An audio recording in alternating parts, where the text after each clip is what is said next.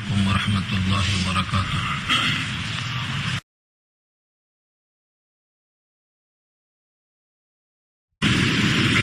السلام علیکم ورحمۃ اللہ وبرکاتہ. الحمد للہ وحدہ والصلاة والسلام علی من لا نبی بعدہ. اما بعد فاعوذ باللہ من الشیطان الرجیم. بسم اللہ الرحمن الرحیم. انا ارسلنا نوحا الى قومه ان انذر قومك من قبل ان ياتيهم عذاب الیم. قال يا قوم إني لكم نذير مبين أن اعبدوا الله واتقوه وأطيعون يغفر لكم من ذنوبكم ويؤخركم إلى أجل مسمى إن أجل الله إذا جاء لا يؤخر لو كنتم تعلمون إلى آخر الآية. صدق الله العلي العظيم وصدق رسوله النبي الكريم ونحن على ذلك من الشاهدين والشاكرين. اللهم ألهمنا رشدنا وأعذنا من شرور أنفسنا. اللهم وفقنا لما تحب وترضى من القول والفعل والنية. رب اشرح لي صدري ويسر لي أمري واحلل عقدة من لساني يفقهوا قولي. آمين يا رب العالمين. محترم حضرات، معزز سامعین، محترم خواتین، میری ماں اور بہنوں، میرے بھائیوں، پیارے بچوں، آج کی گفتگو کا عنوان ہے سورہ نوح، اور یہ مکی صورت ہے. جو احوال مکی صورتوں کے ہیں یعنی عقائد پر بات ہوگی، وہی حال اس صورت کا بھی ہے. اس صورت میں 2 رکوع ہیں، 28 آیتوں پر مشتمل ہے. جس طرح مختلف انبیاء کرام کے لیے کچھ القاب ہیں، حضرت نوح علیہ السلام کو شیخ الانبیاء کہا گیا. شیخ الانبیاء اس بات ہے کہ سارے انبیاء کے درمیان سب سے طویل عمر دعوت کے لیے آپ ہی کو دیا اللہ نے. 1000 سال، اس میں سے 50 کم، الا 50 عام. 1000 سال جس میں 50 سال کم، یعنی 950 برس تک آپ کو دعوت کا موقع دیا. جس میں یہ بات مختلف یہ ہے کہ نبوت جو آپ کو ملی 40 سال کی عمر میں، وہ 950 برس میں شامل ہے یا وہ الگ ہے. اگر اس کو شامل مان بھی لیا جائے تو 910 سال تک کم سے کم پہنچاتے رہے پیغام، کیونکہ نبوت کی جو عمر ہے وہ 40 سال ہے. آپ کا علاقہ عراق ہے، کوفہ. 3 نسلیں آپ کے سامنے پیدا ہوئی، مرتی چلی گئی. 3 نسلیں. اور ہر پیدا ہونے والا جب بڑا ہوتا تو اپنے بڑوں سے وصیت پاتا کہ ان کی بات نہیں ماننا. پھر وہ جب بڑا ہو کے مرتا تو اپنے نسل کو بولتا کہ ان کی بات نہیں ماننا. اس طرح انہوں نے 3 نسلوں تک دعوت کا پیغام پہنچایا. اور کتنے ایمان لائے؟ قرآن کا بیان خود ہے، وما آمن معه الا قلیل. قلیل کے معنی بہت تھوڑے. حضرت نوح نے کس درد اور کس قرب کے ساتھ 950 برس قوم میں گزارے کہ بہت تھوڑے لوگ ایمان لائے. نہ صرف یہ کہ ایمان نہیں لائے بلکہ آپ پر سختیاں اور تلخیاں اتنی کی کہ آپ کی بات کو سننے کو تیار نہیں. قرآن کریم کی صورت میں یہ عنوان ہے، لفظوں کے ساتھ دیکھیے. انا ارسلنا، بے شک ہم نے بھیجا.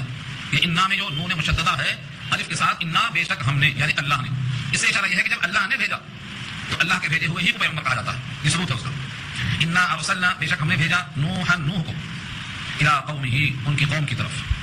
ان کی قوم اور ان کا زمانہ اور ان کا علاقہ اور اس کے پورے احوال کچھ سورہ ہود میں آئے ہیں، سورہ انبیاء میں آئے ہیں. یہاں بھی تفصیل سے آ رہے ہیں. پورے عالم کی طرف ان کو بنا کر نہیں بھیجا گیا تھا بلکہ ان کی یہ قوم مختصر تھی، قوم عراق، کوفہ کا علاقہ. اور کیا حکم دیا؟ انذر، یہ کہ ڈراؤ. انذار کے معنی ڈرانا. انذر امر ہے. قومک، اپنی قوم کو، من قبل ان یاتیہم، اس سے پہلے کہ آئے ان پر، عذاب علیم، المناک عذاب. عذاب کی صفت ہے علیم. علیم بمعنی المناک، دردناک، کربناک. سختی کی ایک قسم ہے المناک. اب حضرت نوح علیہ السلام نے اپنی قوم کو کن لفظوں میں پیغام پیش کیا؟ قال، انہوں نے فرمایا، یا قومی، اے میری قوم کے لوگوں، انی لکم نذیر مبین، بے شک میں ہوں تمہارے لیے کھلا ہوا ڈرانے والا. نذیر صیغہ صفت ہے، ڈرانے والا، اور مبین اس کی صفت ہے، کھول کھول کر واضح پیغام پہنچانے والا. اس پیغام کا خلاصہ اور لب الواقع ہے ان اعبدوا اللہ. ان الگ کرو تو بچے گا اعبدوا اللہ. ان معنی یہ کہ اعبدوا امر ہے، عبادت کرو. اللہ اس کا آبجیکٹ ہے، مفعول ہے، اللہ کی عبادت کرو. واتقوا، اور اسی سے ڈرو. واطیعون، اور میری اطاعت کرو. یہ 3 جملے یاد رکھو، ہر نبی میں یہ مشترک ملے گا. آدم سے لے کر ایدم، جو 5 نبیوں کا تذکرہ آتا ہے، جو نبیوں میں بھی ممتاز ہے، شروع ہوتا ہے حضرت نوح سے. امتیاز کئی شکلوں میں. تلک الرسل فضلنا بعضهم على بعض، رسولوں میں ہم نے فضیلت دی ہے بعض کو بعض پر. تو حضرت نوح، اور آخر میں سید الانبیاء محمد مصطفیٰ صلی اللہ علیہ وسلم، اور درمیان میں حضرت ابراہیم اور موسیٰ اور عیسیٰ. 5. ان 5 کو امتیاز ہے کئی وجہوں سے. یہ 3 جملے ہر نبی کی تاریخ میں آپ کو ملے گا. ان اعبدوا اللہ واتقوا واطیعون، اللہ کی عبادت کرو اور اللہ سے ہی ڈرو اور میری اطاعت کرو. ہر وقت کے نبی نے اپنی اطاعت کروایا. جتنے نبی آئے ہر ایک نے یہی کہا کہ میری اطاعت کرو، کیونکہ نبی اللہ کے احکامات پر چل کر نمونہ پیش کرتے ہیں، اور اسی نمونے کو ہر نبی نے اپنے زمانے میں پیش کیا. اس نے فرمایا کہ تم اللہ کی بندگی کرو، اور عبادت صرف مالی جسمانی نہیں بلکہ ہر قسم کا حکم تسلیم کرو. اس کا فائدہ دنیا میں بھی ہوگا، آخرت میں بھی ہوگا. یغفر لکم من ذنوبکم، پہلا فائدہ. اگر تم اللہ کی اطاعت، اللہ کی بندگی کرو گے اور میری اطاعت کرو گے اور اللہ سے ڈر تمہیں رہے گا تو تمہارا پہلا فائدہ. یغفر لکم، تمہاری وہ مغفرت کرے گا. آگے ہے من ذنوبکم، تمہارے گناہوں میں سے تمہارے لیے مغفرت کرے گا، یعنی تمہارے گناہوں کو معاف کرے گا. یہ پہلا فائدہ. یغفر لکم من ذنوبکم، تمہارے گناہوں کو معاف کرے گا. تھوڑا سا عربی گرامر کے لحاظ سے لفظ من پر توجہ کیجیے. یغفر لکم من ذنوبکم، مغفرت کرے گا تمہارے گناہوں میں سے. من تبعیضیہ ہے. اگر تبعیضیہ ہی کے معنی رہا جائے تو کیا معنی ہوں گے؟ تمہارے گناہوں میں سے ہر گناہ معاف کرے گا نہیں. کیوں؟ جو گناہ حقوق اللہ سے متعلق ہے، اللہ کا حق، اس کو تو اللہ معاف کریں گے. لیکن جو بندوں کا حق ہے، مثلا کسی کو مارا ہے، ظلم کیا ہے، اس سے معافی کرنا، کسی کا مال لے لیا ہے اس کو واپس کرنا، یہ 3 چیزوں سے وہ معاف نہیں ہو جائے. اسی بات لفظ من یہاں استعمال ہوا ہے، یغفر لکم من ذنوبکم، تمہارے گناہوں میں سے جو حقوق اللہ کے گناہ ہیں وہ معاف ہو جائیں گے، جو بندوں کے ہیں وہ علیہ باقی رہیں گے. دوسرا قول مفسرین کا یہ ہے کہ یہاں پر من زائدہ ہے، اور جو حدیث میں آتا ہے الاسلام یہدم ما کان قبلھا، اسلام میں آنے سے سابقہ گناہ معاف ہو جاتے ہیں تو سارے گناہ معاف ہو جائیں گے، اور یہ من زائدہ کہا جائے گا. لیکن پہلی بات زیادہ راجح ہے، پہلی بات زیادہ راجح ہے کہ بندوں کا حق بندے ہی معاف کریں گے. ہاں سارے گناہ معاف ہوں گے جو اللہ سے متعلق ہے. یغفر لکم من ذنوبکم، تمہارے گناہوں کی مغفرت ہو جائے گی. دوسرا فائدہ ویؤخرکم الی اجل مسمى، اجل کے معنی مدت اور مسمى کے معنی متعین، متعین مدت تک تم کو اللہ مؤخر کریں گے. اس کا مطلب کیا لیا جائے گا؟ شارح لکھتے ہیں انسان کی جو عمر مقرر ہے ماں کے پیٹ ہی میں، اس مقررہ مدت تک تم کو جینے کی مہلت دی جائے گی، درمیان میں کسی قسم کے کوئی عذاب تم کو ہلاک نہیں کیا جائے گا. یہ مطلب ویؤخرکم الی اجل مسمى، اور تم کو مؤخر کریں گے، تم کو مہلت دیں گے، تم کو موقع دیں گے وقت موت تک، یعنی اجل مسمى تک. اب یہاں سے 2 بحثیں بہت طویل ہیں کہ جب اللہ نے لکھ دیا ہے کہ اتنی حیات ہے تو اس حیات تک مہلت دینے کا کیا مطلب؟ پوری بحث سورہ ابراہیم میں آ چکی ہے. تقدیر کی 2 قسمیں ہیں، ایک معلق ایک مبرم. معلق کا مطلب اگر بندہ توبہ کر لے گا تو اس کی عمر 70 سال ہے، اور اگر توبہ نہیں کرے گا تو اس کی عمر 70 سال نہیں رہے گی، اس کو پہلے ہی مار دیا جائے گا. یہ دونوں چیزیں اللہ کے علم میں، جو توبہ کرے گا یا نہیں کرے گا. تو پہلی چیز کہ اللہ نے لکھ دیا ہے وہ تقدیر مبرم ہے، نہ ٹلنے والی. اور ایک معلق ہے، اگر یہ بندہ کرے گا تو ایسا پھل ملے گا، جیسا کہ آگے آ رہا ہے. اگر وہ استغفار کر لیتے تو یہ فائدے ہوتے. اس طریقے سے جو حدیث میں آتا ہے لا يرد القضاء الا الدعاء، کہ تقدیر بدلتی نہیں مگر دعا سے، اور عمر بڑھتی نہیں مگر والدین کی خدمت سے. اس کا مطلب یہی ہے کہ ایسی تمام تقدیریں معلق ہیں، اللہ نے لکھ دیا ہے اگر یہ بندہ ماں باپ کی خدمت کرے گا تو اس کی حیات بڑھا دیں گے. وہ تمام چیزیں کیا ہیں؟ تقدیر معلق ہے. جو مبرم ہے وہ آگے پیچھے نہیں ہوتی. ایک قول یہ چنانچہ اللہ نے وعدہ فرمایا ویؤخرکم الی اجل مسمى، اور تم کو مؤخر کرے گا ایک وقت مقررہ تک. یہ جو مقرر حیات ہے ماں کے پیٹ میں لکھی گئی ہے وہاں تک تمہیں جینے کا موقع ملے گا. اور اگر تمہاری سرکشی بڑھ گئی، نافرمانی بغاوت بڑھ گئی تو وہ مدت ختم کر دی جائے گی اور تم کو اس سے پہلے ہی ہلاک اور تباہ و برباد کر دیا جائے گا. چنانچہ آگے خود اللہ فرماتے ہیں ان اجل اللہ، بے شک اللہ کی طرف سے مقررہ مدت اذا جاء، جب آ جائے، لا یؤخر، تو مؤخر نہیں ہوگی. یہ تقدیر مبرم ہے، جو انٹ ہے، جو لکھ دیا ہے جب وقت آئے گا تو آگے پیچھے نہیں ہوگا. تقدیر معلق اسی کو آگے پیچھے کرتے ہیں. چنانچہ اللہ نے فرمایا ہے سورہ ابراہیم کے آخر میں یمحو اللہ ما یشاء ویثبت وعنده ام الکتاب. تلاوت پارا کہ آخر میں شاید سورہ رات کا حصہ ہے یمحو اللہ ما یشاء، اللہ مٹا دیتے ہیں جو وہ چاہتے ہیں، ویثبت، اور باقی رکھتے ہیں جو وہ چاہتے ہیں، وعنده ام الکتاب، اور ان کے پاس اصل کتاب ہے، یہ لوح محفوظ. تو مٹانا اور لکھنا یہ سب اللہ کے علم ہے، اور کیا باقی رکھنا یہ بھی اللہ کے علم ہے. لیکن جو چیز مبرم ہے اس میں تبدیلی نہیں ہوتی، تبدیلی ہوتی ہے تقدیر معلق میں. ان اجل اللہ اذا جاء لا یؤخر، بے شک اللہ کی طرف سے وقت مقرر جب آ جائے گا تو مؤخر نہیں ہوگا. لو کنتم تعلمون، کاش کہ تم جان لیتے، کاش کہ تم ان باتوں کو جان لیتے.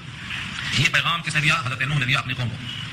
اب قوم نے جب آپ کی بات نہیں مانا تو حضرت نوح نے اللہ سے متوجہ ہو کر شکوہ پیش کیا. کیا پیش کیا؟ قال ربی، کہا ہے میرے پروردگار، انی دعوت قومی، بے شک میں نے دعوت دیا اپنی قوم کو، لیلا و نہارا، لیلا و نہارا، رات اور دن. ہمارے پاس ایک محاورہ ہے، رات دن لگا ہے. مطلب کیا ہوا؟ مسلسل اس کی کوشش اسی کام میں، رات دن لگا ہے. حالانکہ دن میں سوتا بھی ہے، رات میں کھانا کھاتا بھی ہے، لیکن محاورے کا مطلب کیا ہے؟ رات اور دن لگا، لیلا و نہارا. حضرت نوح نے اس پیغام کو رات دن، لیکن رات دن کی دعوت لینے سے کیا نتیجہ نکلا؟ فلم یزدہم دعائی، نہیں زیادہ کیا ان کو میری دعا نے، الا فرارا، مطلب بھاگنا، بھٹکنا، سوائے فرار کے. فرار مانے بھاگنا، فرا یفرو کے مانے فرار، اردو میں استعمال ہے، لوگ فرار ہو گئے. اور عربی میں فارون کہتے ہیں چوہے کو بہت بھاگتا. فارون مانے چوہا، چوہے کا نام فار کیوں ہے؟ بھگوڑا، خوب بھاگتا. تو فرار کے مانے بھاگ گیا.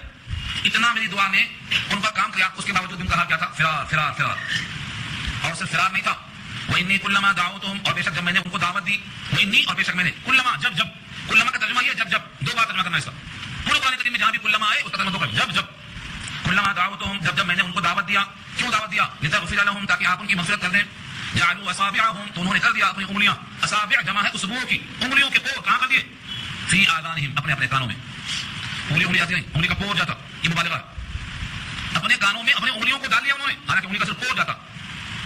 قرآن کریم کے الفاظ میں مبالغہ یہ ہے کہ انہوں نے ہمیشہ اپنی انگلیاں اپنے کان میں ڈال لی.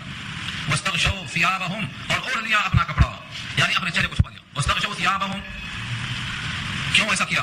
واستغشوا، ڈھانپنا، ثياب ثوب کی جمع کپڑے، اپنے کپڑوں سے اپنے آپ کو چھپا لیا کہ ہم تم کو دیکھنا نہیں چاہتے، تم ہم کو مت دیکھو. انتہائی نفرت کا اظہار. واصروا، اور اصرار کیا.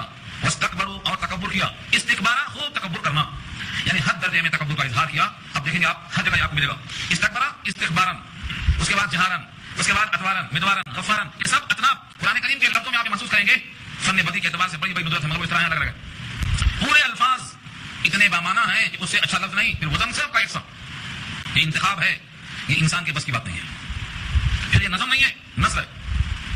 واستكبروا استکبارا، اور تکبر کے انہوں نے خوب تکبر کرنا، جب انہوں نے تکبر کیا، کان میں انگلیاں ڈال دیا، چہرے کو چھپا دیا، تو میں مایوس ہو کر نہیں بیٹھ گیا، ثم انی دعوتهم جہارا، تو پھر میں نے ان کو پکارا، جہارا جہر کے ساتھ، علل اعلان پکارا، دعوتهم جہارا، جہار کے معنی جہرن، نماز جہری ہے کس لیے، مطلب تیرا زور سے ہے کہ آہستہ، تو جہار کے معنی زور سے بلند آواز سے میں نے ان کو دعوت دی، ثم پھر انی اعلنت لهم، بے شک میں نے اعلان کیا ان کے لیے، واسررت لهم، اور خفیہ پروگرام بنایا ان کے لیے، لهم اسرارا، چپکے سے، پہلا لفظ ہے جہار، پھر اس کے بعد اعلان، پھر اس کے بعد اسرار، تین چیز، دعوت کے تین طریقے، زور سے کوئی بات کہنا، پھر یہ اعلان کا خاص طریقہ، پھر چپکے سے یعنی ان کے دل جیتنے کے طور طریقے اپنانا، تین طرح میں نے پیغام پیش کیا، اور ان تینوں طریقوں سے میں نے ان کو ایک ترغیب بھی دی، فقلت، اور میں نے ان سے کہا استغفروا ربکم، اپنے رب سے استغفار کرو، استغفار باب استغفار سے ہے مغفرت چاہنا، اپنا اوپر توبہ کرنا، انہ کان غفارا، بے شک وہ ہے غفار، یعنی بہت معاف کرنے والا، معاف کر دے گا۔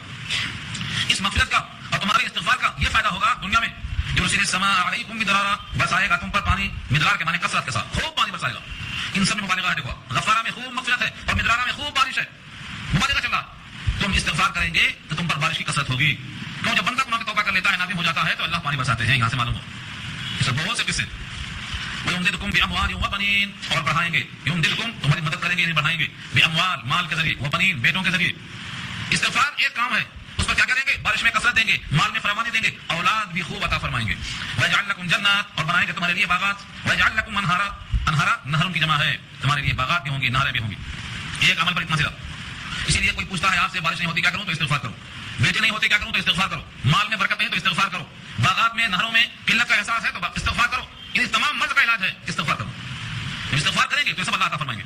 اس کے بعد اللہ خود سوال کرتے ہیں، حضرت نوح نے اپنی زبان سے کہا ہوگا، ما لکم، تمہیں کیا ہو گیا ہے، ما لکم، تمہیں ہو کیا گیا ہے، لا ترجون للہ وقارا، تم کو اللہ سے وقار کی امید نہیں، بزرگی کی امید نہیں، شرافت کی امید نہیں، جس اللہ نے تم کو معدوم سے موجود کیا، درجہ بدرجہ پال کے بڑا کیا، تم کو اسی اللہ سے امید نہیں، تمہیں کیا ہو گیا، ما لکم، تمہیں کیا ہوگا، یہ سوال ہے، ہر اس بندے سے سوال آج بھی ہے جو بندہ کھاتا تو اللہ کی ہے اور گاتا ہے غیر اللہ کی، زمین پر چلتا ہے اللہ کی اور سجدہ کرتا ہے غیر اللہ کے، ان تمام سے یہ سوال ہے، ما لکم، تمہیں کیا ہو گیا، لا ترجون للہ وقارا، کہ تم کو امید نہیں، تم کو اعتقاد نہیں اللہ کے لیے عظمت اور وقار کی، تمہیں کوئی امید نہیں، وقد خلقکم مطوارا، حالانکہ تحقیق تم کو پیدا کیا ہے درجہ بدرجہ، اسٹیپ بائی اسٹیپ، پہلے نطفہ، پھر علقہ، پھر مضغہ، پھر بچہ، پھر نوخیز، پھر شباب، پھر ادھیڑ، پھر بڑھاپا، یہ سب کیا ہے، درجہ بدرجہ ہیں، یہ اطوار کا ترجمہ ہے، طور قضا، تم پہلے اس شکل میں، پھر اس شکل میں، پھر اس شکل میں، لترکبن طبقا عن طبق، تمہارا کوئی دن پہلے دن کی طرح نہیں ہے، ہر روز کچھ نہ کچھ تغیر ہے تمہارے وجود میں، تم کو اپنے مالک سے پھر بھی تمہیں امید نہیں، بتوں سے تم کو امید ہے، خدا سے نہ امیدی، بتا دو مجھ کو صحیح اور کافری کیا ہے، تم کو بتوں سے امید ہے، پتھروں سے امید ہے، تمام مخلوقات سے امید ہے، اگر امید نہیں ہے تو اللہ سے امید نہیں ہے، تمہارے تعلقات کس سے کیسے ہیں، خوش نہ دلو، سب سے تعلقات اچھے ہیں، اللہ سے کیسے ہیں، تو تعجب پوچھتا ہے اللہ سے تعلق کیا مطلب، حالانکہ سب سے مضبوط تعلق اللہ سے ہونا چاہیے، کیوں، اللہ کا ہم پر اتنا احسان ہے کہ ہمارا وجود اس کی عطا ہے، اس کے موجود کرنے سے ہم موجود ہیں، وقد خلقکم اطوارا، تم کو اللہ نے پیدا کیا ہے طرح طرح پر، یعنی ایک ایک منزل سے تم کو پہنچایا، الم تروا کیف خلق اللہ، کیا نہیں دیکھتے ہو تم کیسے پیدا کیا ہے اللہ نے، سبع سماوات، سات آسمان، طباقا، تہ پر تہ، تہ پر تہ، ایک آسمان پر دوسرا، دوسرے پر تیسرا، تیسرے پر چوتھا، سات آسمان، تہ پر تہ جمایا، اوپر تلے سات آسمان بنائے، اور ایک آسمان سے دوسرے کے بیچ میں 500 برس کا فاصلہ ہے، زمین سے آسمان اوپر تک 500 برس کا فاصلہ ہے، اس اللہ کی یہ شان ہے، تم اس اللہ کا احسان ماننے کو تیار نہیں، صرف آسمان ساتھ نے بنایا، وجعل القمر فیہن نورا، اور بنایا ہے چاند کو اس میں نور کا ذریعہ، چاند نے منور کر رکھا ہے، وجعل الشمس سراجا، اور بنایا ہے سورج کو چراغ، دیکھو لفظوں میں کتنا فرق ہے، شمس کو سراج کہا اور قمر کو نور کہا، شمس سورج، سورج کیا ہے، چراغ ہے، چراغ روشنی تقسیم کرتا ہے، ایک چراغ سے کئی چراغ تشبیہ دیا، اور قمر کے لیے نور کہا، اس کے معنی سے روشنی کے ہیں، یعنی نور جو چاند کی روشنی ہے وہ فیض ہے اسی سورج سے، جب سورج کی شعائیں اس کے سامنے آتی ہیں تو ان سے وہ نور کو اکتساب کرتا ہے، پھر ہم کو روشن دیتا ہے، اسی لیے جب کہتے ہیں کہ چاند اور سورج بالکل محاذات میں آ جاتے ہیں تو بدر کامل بنتے ہیں، بدر منیر بنتے ہیں، اور جب ان سے اکتساب نہیں ہو پاتا ہے تو اس وقت کہتے ہیں چاند کو گہن لگ گیا، تو چاند کو نور ذریعہ نور، اور سورج کو بنایا سراج، اللہ نے اس کائنات میں منور کیا۔ اب یہ بحث طویل ہوگی کہ سورج اور چاند دونوں آسمان کے اندر ہیں یا اپنے محور میں ہیں، یہ پوری بات سورہ قمر میں آ چکی ہے، سورہ فرقان میں آ چکی ہے، سورہ فرقان میں یہ بات آ چکی ہے۔ اللہ تعالیٰ نے انسانوں کے لیے آسمان میں بنایا ہے، بظاہر ایسا ہی نظر آتا ہے، اب تحقیقی لحاظ سے اگر وہ اپنے محور میں گردش کرتے ہیں اور کشش کی بنیاد پر ٹھہرے ہوئے ہیں، اس میں کوئی انکار کی بات نہیں ہے۔ واللہ انبتکم، اور اللہ نے تم کو اگایا، انبتکم، تم کو بھی اگایا، من الارض، زمین سے، انسان نہیں مانتا ماں کے پیٹ سے پیدا ہوا ہوتا، مگر حقیقت یہ ہے کہ تم کو بھی زمین سے اگایا، اور اللہ نے تم کو زمین سے خاص طور پر پیدا کیا. تم کو اے انسانوں تم کو زمین سے پیدا کیا ہے. جس طرح زمین سے پپیا پیدا ہوا, انار پیدا ہوا, موز پیدا ہوا, تم کو بھی زمین سے ایسا ہی پیدا کیا. اور تم بھی ویسا ہی پکتے ہو جیسے پھل پکتا ہے, اور تمہارا بھی انجام ویسا ہی ہوتا ہے جیسے پھل کا ہوتا ہے. اللہ نے کیسے پیدا کیا انسانوں کو یہ سب جانتے ہیں. اور اللہ اس وقت سے جانتے ہیں جب بندہ زمین کے ذروں میں تھا. وَأَعْلَمُ بِكُمْ إِذْ أَنشَأَكُم مِّنَ الْأَرْضِ, جب تم کو اٹھایا ہے زمین سے, زمین کی مٹی سے تم کو ابھارا ہے, اس وقت تم کو جانتے ہیں کہ تم اب مٹی میں ہو. اور اس کے بعد اس مٹی سے غذا بن گئے, گیہوں بن گئے تو مٹی تو ہے, چاول بن گئے تو مٹی تو ہے. اب اس کو آپ نے غذا بنا کر کھا لیا تو خون ہے, خون کے بعد حلقہ مضغہ ہے. یہ سب تمہارے درجات ہیں اللہ کی عطاؤں کے.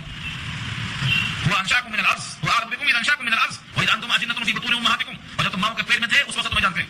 یہ سب درجات تو تم کو بھی اللہ نے زمین سے اگایا. واللہ انبتکم, اللہ نے تم کو اگایا, من الارض, زمین سے, نباتا, اخراج سے اگانا, ثم یعیدکم فیہا, پھر تم کو لوٹائیں گے اسی میں. ہاں اس زمین سے اگایا ہے اور لوٹائیں گے کہاں؟ اسی زمین میں, آنکھوں سے مشاہدہ ہے. ویخرجکم اخراجا, اور نکالیں گے تم کو ایک وقت میں نکالنا, خاص انداز سے نکالیں گے. یہ بہنی وہی ہے جو لقاء میں آ چکا ہے, فیہا نعیدکم ومنہا نخرجکم تارۃ اخری, منہا خلقناکم وفیہا نعیدکم. بہنی اسی کا ترجمہ یہ بھی ہے, اسی انداز سے بھی آئیے. تو اس آیت میں وعدہ ہے تم کو زمین میں دوبارہ لوٹائیں گے اور تم کو پھر پیدا کریں گے. اور کیا احسان ہے. واللہ جعل لکم الارض بساطا, اور اللہ نے بنایا تمہارے واسطے زمین کو بچھونا. زمین پر چلنے والا انسان, اس کو اللہ نے بساطا کہا. بساطا مانے فرش, بستر, جیسے بستر پہ آرام کرتا ہے, لوٹ پوٹ کرتا ہے, تمہارے حق میں زمین بچھونا ہے. لتسلکوا منہا, تاکہ تم چلو, سلکا اسلکوا چلنا پھرنا, منہا اس زمین کے اندر, سبلن راستے, فجاجن کشادہ, فجاجن بڑی چوڑی سڑک, کشادہ, یہ بڑے بڑے راستے کہاں سے بنے؟ زمین پر بنے. سبلن کی صفت ہے فجاجن, بڑے بڑے راستے, تاکہ تم زمین میں چلو اور پھرو. یہ سب انعامات ہیں بندوں پر, یہ حضرت نوح نے قوم کو پیش کیا. ہر داعی کو یہی باتیں پیش کرنا چاہیے, کیونکہ اس میں جو بات کہی گئی ہے وہ کامن ہے, ہر انسان کو لاگو ہوتی ہے. حضرت نوح نے اپنے قوم کو پیغام پہنچایا, مگر قوم نے انکار ہی کیا, جس کا تذکرہ سورہ ہود میں اللہ نے خود خبر دے دیا کہ اے نوح, اب تک جو ایمان لانا تھا لا چکے, اب نہیں لائیں گے. انہ لن یؤمن من قومک الا من قد آمن, ہرگز نہیں ایمان لائیں گے جو لانا تھا لا چکے. جب حضرت نوح نے یہ کہا کہ دیکھ لیا اللہ کا پیغام کہ اب نہیں لائیں گے ایمان, تو فرمایا کہ اے اللہ ان کے وجود سے اس جان کو پاک کر دے, یعنی ان کی شرارت کو اور ان کے شرک اور کفر کو اتنا بڑھا دے کہ ان کی موت کل آنے کی ابھی آ جائے. یہ بدعا کیوں کیا؟ اصل لوگ کہتے ہیں کہ پیغمبر ہو کر بدعا کیوں کیا, مرنے کی بدعا کیا, جہنم میں جانے کی بدعا کیا. یہ اصل میں بدعا نہیں ہے, بلکہ جب اللہ کی اطلاع آ گئی کہ اب ایمان نہیں لائیں گے اور ہرگز نہیں ایمان لائیں گے جو لانا تھا لا چکے, تو اس نتیجے میں حضرت نوح نے پیغام دیا کہ جب ان کے ایمان لانے کی خبر اللہ نے دے دیا کہ ایمان نہیں لائیں گے, تو اب جلدی سے ان کے وجود سے جہان پاک ہو جائے تاکہ بقیہ لوگ آرام سے رہ سکیں. خبر اللہ نے دیا ہے. قال نوح رب انهم عصوني واتبعوا من لم يزده ماله وولده الا خسارا. نوح نے کہا اے میرے پروردگار, بے شک انہوں نے میری نافرمانی کی, واتبعوا, اور اتباع کیا ہے ایسے ایسوں کی, لم يزده ماله وولده, کہ نہیں زیادہ کریں گے ان کے مال میں اور ان کی اولاد میں, مطلب خسارہ. ایسے شخصوں کی پیروی کی ہے کہ جو نقصان ہی میں اضافہ کر سکتے ہیں, نہ مال میں اضافہ ہوگا نہ اولاد میں اضافہ ہوگا. اللہ تعالیٰ نے ان کے نام بتا دیا کہ ان قوموں نے کن کن کی اتباع کی ہے اور کیوں کی ہے. آگے ان کی لسٹ آ رہی ہے. ایسے ایسوں کی اتباع کی ہے کہ ان کے ذریعے سے نہ مال میں اضافہ ہوگا نہ اولاد میں, ہاں خسارہ میں اضافہ ہوگا, گھاٹے میں. وہ مکرو, اور مکر کیا ہے انہوں نے, مکرن کبارا, خوب بڑا مکر. کبار, اکبر سے کبار مقابلہ ہے, یعنی خوب مبالغہ ہے, خوب مکر کیا انہوں نے. اور اس مکر کا ایک جز یہ ہے کہ پوری قوم نے مل کر آپس میں کیا کہا, وقالوا لا تذرن آلهتکم, اور کہا انہوں نے کہ مت چھوڑو اپنے اپنے معبودوں کو. یہ عام ہے. اب خاص طور سے کون کون سے معبود ہیں, 5 کے نام بتائے. ولا تذرن ودا ولا سواعا, اور نہیں چھوڑنا ود کو اور نہ سواع کو. پھر وقت میں رکھوا, ود نام ہے, سواعا یہ بھی نام ہے, ولا یغوث, یغوث کو نام ہے, ویعوق یہ بھی نام ہے, والنصر یہ بھی نام ہے. تو ود, سواع, یغوث, یعوق, نصر, یہ 5 نام ہیں. یہ 5 نام کیسے ہیں؟ حضرت نوح کے زمانے میں جب کوئی انسان مر جاتا تو ان کے یادگار کے لیے ان کی یہ شکل بنا کر رکھتے, حضرت چلے گئے, حضرت کی پہچان ہے یہ. اب ایک نسل خالی پہچان کے حد تک رہی, دوسری نسل پیدا ہوئی تو اس نے دیکھا کہ حضرت گھر میں ہیں اور گھر کے بڑے لوگ ان سے ملاقات کرنے آیا کرتے ہیں, تو شیطان نے کہا خالی ملاقات کرتے ہیں, ذرا ہاتھ کو پہناؤ انہوں, ہاتھ ڈال دیا. اب ہاتھ پڑ گیا. پھر ایک نسل کے بعد شیطان نے کہا خالی ہاتھ پہناتے, ذرا پھول تو لگاؤ, تھوڑا سا خوشبو لگاؤ, تھوڑا سا اس کے اندر عطر لگاؤ. اب اس کے بعد کیا ہوا, دھیرے دھیرے دھیرے وہ تعظیم گاہ بن گئے, لوگوں کی عظمت کی جگہ ہو گئی. گھر کے بزرگ ہیں, ایک نسل 2 نسل کے بعد وہ بھول گئے کہ بزرگ ہیں, یہ سمجھ میں آیا یہی معبود ہے. تو پرستش غیر اللہ کی وہاں سے ایسا شروع ہوئی. یہ پورے بزرگوں کے نام ان کے گھر کے بڑوں کے نام ہے. تو میں نے کہا اپنے معبودوں کو مت چھوڑو, اور اس کے بعد معبودوں میں سے خاص خاص کے چن کے نام بتائے. وقالوا لا تذرن آلهتکم, اور کہا مت چھوڑو اپنے معبودوں کو, ولا تذرن, اور مت چھوڑو ودا ولا سواعا, نہ ود کو اور نہ سواع کو, ولا یغوث ویعوق ونصر, اور یغوث کو اور یعوق کو اور نصر کو, کسی کو مت چھوڑو. وقد اضلوا كثيرا, اور تحقیق انہوں نے خوب گمراہ کیا. اضلوا, گمراہ کیا, کثیرا, بہتوں کو. ظاہر یہ ہے کہ اس پرستش میں لگا کر, غیر اللہ کی بندگی میں لگا کر, شرک کرنے میں سب کو لگا دیا. کتنے لوگ ہیں, تعداد نہیں ہے, آج بھی کمی نہیں ہے ایسے لوگوں کی, آج بھی. دنیا میں اتنے لوگ سمجھدار ہیں, لیکن اس معاملے میں آج بھی کثیرت میں وہی ہے, غیر اللہ کی بندگی کرنے والے آج بھی زیادہ ہیں. اللہ نے واضح کر دیا, وقد اضلوا كثيرا. اب حضرت نوح نے یہ کہا کہ جب ان کے ایمان لانے کی امید نہیں ہے ان کے ذریعے سے گمراہی میں اضافہ ہے، تو اے پروردگار ان کی ذاتی گمراہی میں اور کر دیجیے تاکہ اپنے حد کو پہنچ جائیں. ولا تزد الظالمین الا ضلالا، اور مت بڑھائیے ظالموں کو مگر گمراہی میں خوب گمراہی. یہ حقیقت یہ ہے. حضرت نوح علیہ السلام کو جب معلوم ہو گیا تو یہ قوم ایمان نہیں لائے گی، تو فرمایا کہ جس عذاب اور جس تباہی کے یہ حقدار بن چکے ہیں وہ تباہی کل آنے کے بجائے ان کو آج ہی اس کا مستحق بنا دیجیے. یہ مراد یہاں پر. چنانچہ اللہ تعالیٰ نے ان تمام کو غرق کرنے کا فیصلہ کر دیا، اور یہ تفصیل پوری سورہ ہود میں آ چکی ہے. کچھ حصہ سورہ یونس میں آ چکا ہے، کچھ حصہ سورہ انبیاء میں آ چکا ہے. اب اس کا خلاصہ یہ ہے مما خطیئاتہم اغرقوا، اپنی خطاؤں کی وجہ سے غرق کیے گئے. پوری دنیا میں سب انسان جو بھی ان سے متعلق تھے ایمان والے وہ کتنے تھے؟ گن گنا کے ایک کشتی میں آ گئے. اب اس کی تعداد بعض نے کہا 72 تھی، بعض نے کہا 73 تھی، 1200 کے اوپر میں تھی. 950 برس دعوت و تبلیغ کرنے کے بعد ان کی تعداد کتنی تھی؟ اب ان کی کشتی کیسی تھی، کتنی اونچی تھی، وہ تفصیل پوری سورہ ہود میں آ چکی ہے. جو ایمان لائے تھے ان تمام کو بٹھا دیا کشتی میں، اور جو غیر مومن تھے ان کو چھوڑ دیا، یہاں تک کہ سگا بیٹا بھی باہر آ گیا. اور وہ بھی اللہ نے کہا دیا یہ تمہارا اہل نہیں ہے. تمہارا اہل وہ ہے جو تمہارے فکر سے متفق ہے، فکر سے تمہارے ایمانی فکر سے جو متفق ہے وہ تمہارے اہل میں سے ہے. تمہاری سلبی اولاد ہونا کافی نہیں ہے. انه ليس من اهلك انه عمل غير صالح. یہ پوری بات سورہ ہود میں آ چکی ہے. اللہ فرماتے ہیں اپنی خطاؤں کی وجہ سے غرق کر دیا. کہاں غرق ہوئے؟ پانی میں. اور پہنچے کہاں؟ آگ میں. لفظوں کو دیکھو، مما خطیئاتہم، ان کی خطاؤں کی وجہ سے اغرقوا، غرق کیے گئے. پاس ٹینس ہے، اغرقوا، غرق کیے گئے. فادخلوا نارا، پر داخل کیے گئے آگ میں. یہ پاس ٹینس ہے. پاس ٹینس کا مطلب ہو چکے، آگ میں پہنچ چکے، پانی میں غرق ہو چکے. اور پانی میں ڈوبنا اور آگ میں پہنچنے میں کتنا دن کا وقفہ ہے؟ لفظ فا بتاتا ہے. لفظ فا کیا ہے؟ لفظ فا اغرقوا فادخلوا، اغرقوا اور ادخلوا کے بیچ میں لفظ فا آیا ہے. اور یہ فا کہتا ہے ترتیب تو ہے لیکن تراخی نہیں ہے، دیر نہیں ہے. ادھر پانی میں داخل ہوئے، ادھر آگ میں پہنچے. اگر تاخیر ہوتی، وقفہ ہوتا، غائب ہوتا تو سما آتا اس کے لیے. اور سما اور فا کا فرق دیکھنا ہے تو سورہ عبس کی تلاوت کر لینا. سورہ عبس کی تلاوت میں فرق بتایا اللہ نے. کیا کہا؟ اماتہ فاکبر ثم اذا شاء انشر. مرتے ہی خبر، اماتہ فاکبر، مرنے کے بعد دیر تک نہیں، فوراً خبر، کیونکہ سمجھ جائیں گے بھی. وہاں آپ دیکھ لیے سورہ عبس میں تو آپ کو واو کا، فا کا، سما کا فرق مل جائے گا. واو صرف جمع کے لیے، اور فا جمع بھی اور ترتیب بھی، پہلے میں پھر تم. اور سما جائے تو تراخی اور وقفے کے لیے. تو جیسے ہی یہ پانی میں غرق ہوئے، آگ میں داخل کر دیے گئے. اور جہنم کی آگ نہیں ہے، کیونکہ جہنم میں داخلہ حساب کتاب کے بعد ہوگا. یہ کون سی آگ ہے؟ اس کا نام ہے برزخ کی آگ. اور جب برزخ کی آگ ثابت ہو گئی ہے خطاؤں کے لیے، مجرموں کے لیے، تو جو خطائیں نہیں کر کے گئے، توبہ کر کے گئے، سارے بن کے گئے، بجائے ان کے آگ کے ان کو پھل ملنا چاہیے، نہیں ملنا چاہیے. ثابت یہی سے ہوتا ہے برزخ. اہل قرآن جو کہتے ہیں عذاب قبر نہیں ہے، وہ اس آیت کا جواب دینے پر قادر نہیں ہے.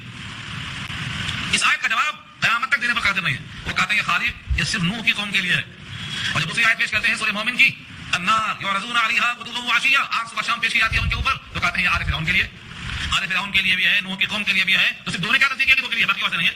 اللہ کا قانون سب کے واسطے ایسا ہوتا، کوئی تبدیلی نہیں ہو سکتی.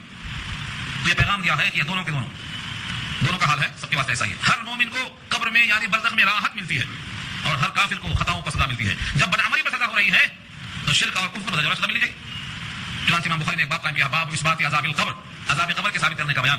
وہاں انہوں نے اس آیت کو اور اس آیت کو نقل کرنے کے بعد بہت سی روایتیں نقل کی. ان تمام روایتوں کو ہمیں جمع کیا ہے مٹی کے گھر میں. ہماری سیری کا نام ہے مٹی کا گھر، اس کو سنیں آپ.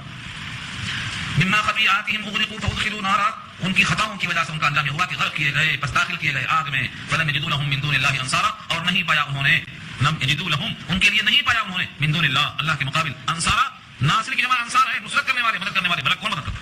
پانی میں غرق کیے گئے، پانی کا غرق ہونا اللہ کا عذاب تھا، اس مدد کرتا کون؟ اور آگ میں پہنچنا یہ اللہ کا فیصلہ تھا، روکتا کون؟ وقال نوح، اور کہا حضرت نوح علیہ السلام نے، ربی اے میرے پروردگار، لا تذر، مت چھوڑیے، علی الارض، زمین پر، من الکافرین دیارا، کافروں میں سے کوئی ایک گھر، دیار دار سے بنا ہے، اور دار کے معنی گھر، ایک بھی زمین پر رہنے والا باشندہ مت چھوڑ. دیارن، کسی قسم کا کوئی گھر، چھوٹا بڑا، کچا پکا، نیچا اونچا، کوئی گھر. یہ ترجمہ کہاں سے آیا؟ دیارن پر دو دفعہ لگا ہے تنوین. کوئی قسم کا کوئی گھر، ایک گھر مت چھوڑ. ہر گھر کی تباہی سوائے ان کے جو میری کشتی میں آ جائیں، صاحب ایمان ہوگا. یہ حضرت نوح نے بددعا کی اور اللہ کے حکم سے کی، کیونکہ اللہ نے اطلاع دی کہ اب ایمان نہیں لائیں گے. اس وقت تک جب تک آپ کو خبر نہیں دی گئی تھی تب تک کا یہ حال تھا کہ دن رات دعوت دیتے اور لوگ اتنا مارتے کہ بے ہوش ہو جاتے، کپڑے میں لپیٹ کر گھر میں پھینک کے آتے کہ ابھی عمر گئے. جب ہوش آتا وہی کام پھر شروع کرتے. ایسا کرتے رہے، ایک دن، 2 دن نہیں، 950 برس تک.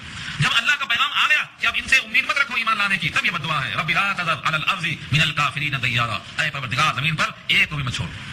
اور اس کی علت بیان کیا، ریزن کیوں یہ کہا ہوں میں کہ ان کو مت چھوڑ زمین پر. کوئی وجہ ہے؟ دشمنی ہے؟ نفرت ہے؟ نہیں. اصل وجہ یہ ہے انک ان تذرہم، بے شک آپ اگر ان کو چھوڑ دیں گے، یضلوا عبادک، تو گمراہ کرتے رہیں گے آپ کے بندوں کو، ولا یلدوا الا فاجرا کفارا، اور نہیں پیدا کریں گے اولاد مگر فاجر اور کافر. کیونکہ 3 نسلوں کو دیکھتے ہوئے آ رہا ہوں، کیڑے سے کیڑا پیدا ہوتا اور نیم سے نیم پیدا ہوتی، کڑوے سے کڑوائی پیدا ہوتا. ان سے اچھائی کی امید نہیں ہے. ان کی ایک نسل سے امید کیا، یہ نہیں تو شاید وہ نہیں تو شاید وہ.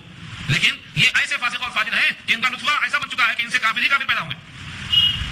لمبے دن. اللہ نے ان کی اس دعا کو قبول فرمایا اور ان کے اس ریزن کو بھی رد نہیں کر دیا. صاف کہا 3 دنیا سے اگر آپ ان کو چھوڑ دیں گے تو یہ پہلا کام تو آپ کے بندوں کو بھٹکائیں گے, چھیڑخانی کرتے رہیں گے. چنانچہ جب تک عذاب نہیں آیا اور نوح کشتی بناتے رہے تب تک یہ مذاق کرتے رہے, اور اتنا مذاق کیا نوح کشتی کہاں چلاؤ گے, پانی تو ہے نہیں, خشکا ہے. پھر بعض لوگوں نے اس کشتی میں پیسہ بھی کر دیا, اس کو اللہ نے ان سے حساب کروایا.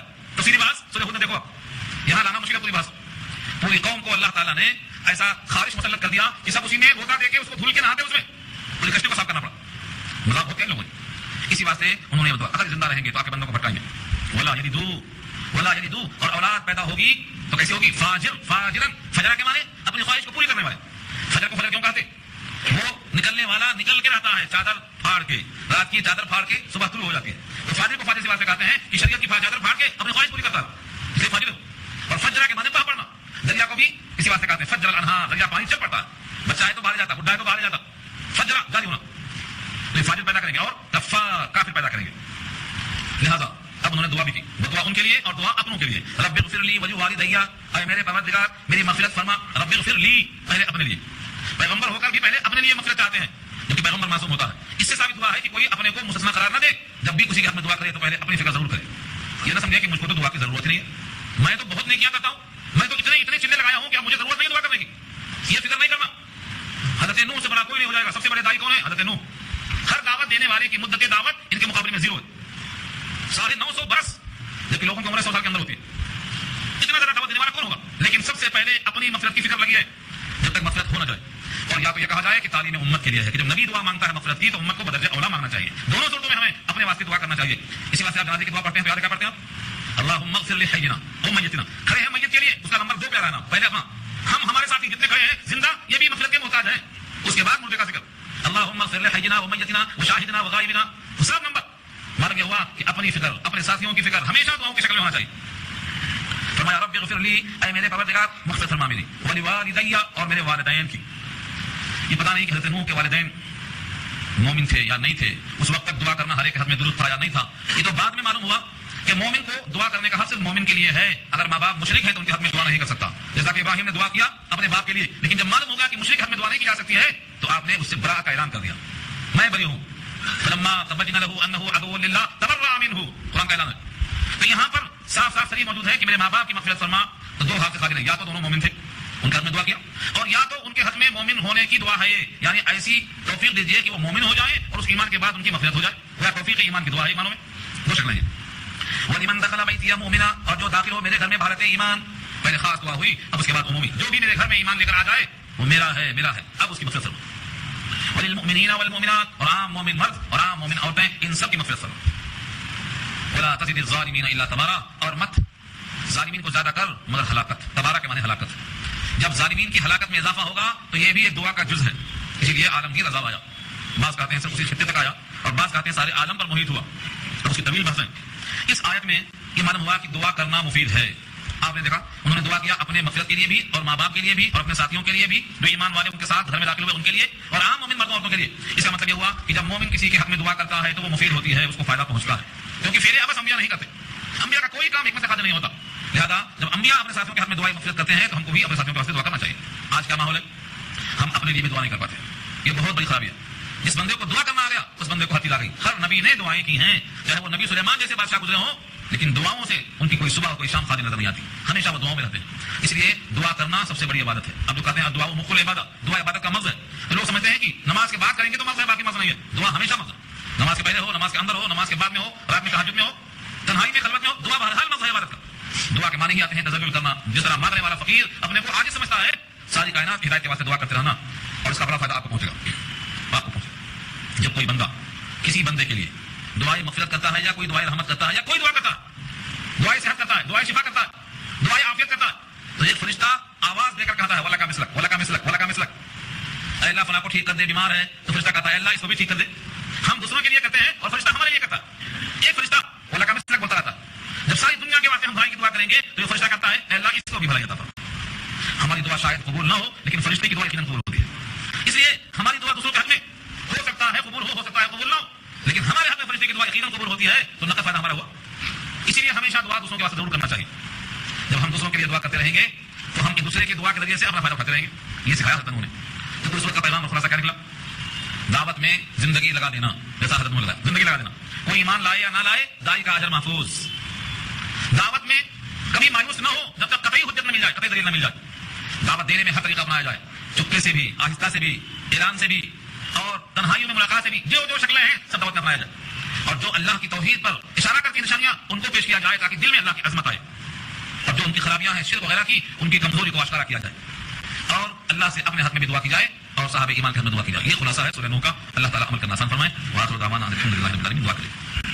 الحمد لله رب العالمين والصلاه والسلام على سيد المرسلين يا حي يا قيوم برحمتك نستغيث يا رب لك الحمد كما ينبغي بجلال وجهك العظيم اللهم لا احصي ثناء عليك انت كما اثنيت على نفسك اللهم لا مانع لما اعطيت ولا معطي لما منعت ولا ينفع ذا الجد منك الجد اللهم انا نسالك علما نافعا ورزقا واسعا وشفاء من كل داء اللهم مغفرتك اوسع من ذنوبنا ورحمتك ارجى عندنا من اعمالنا اللهم لا خير الا خيرك ولا خير الا خيرك ولا اله الا انت اللهم انا نعوذ بك من الشقاء والنفاق وسوء الاخلاق اللهم انا نسالك من خير ما سالك منه نبيك محمد صلى الله عليه وسلم ونعوذ بك من شر ما استعاذك منه نبيك محمد صلى الله عليه وسلم انت المستعان وعليك البلاغ ولا حول ولا قوه الا بالله وصلى الله تعالى على خير خلقه سيدنا مولانا محمد وآله واصحابه اجمعين برحمتك ارحم الراحمين۔